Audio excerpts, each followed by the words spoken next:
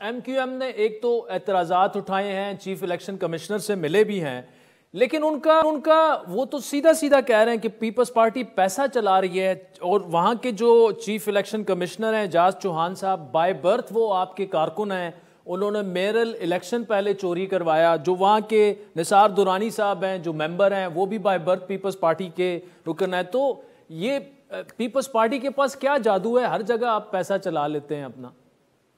بسم اللہ الرحمن الرحیم. اللہم صلی علی محمد و آل محمد. دیکھیں ہمارے تو خود بہت زیادہ تحفظات ہیں الیکشن کمیشن پر، اور بلکہ آن ریکارڈ ہے کہ ہم نے بہت زیادہ اپیلیں کیں جو یہ ڈیلیمیٹیشنز ہوئیں، اور اس میں تو سب سے زیادہ فائدہ ایم کیو ایم کو ہوا ہے. اور آپ دیکھیں کہ سیٹیں وہاں سے کم کر کے کراچی میں بڑھا دی گئیں، نہ صرف نیشنل اسمبلی کی بلکہ پروونشل اسمبلی کی بھی.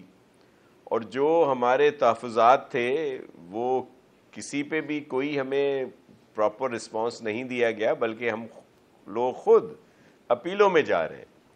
اصل وجہ کیا ہے؟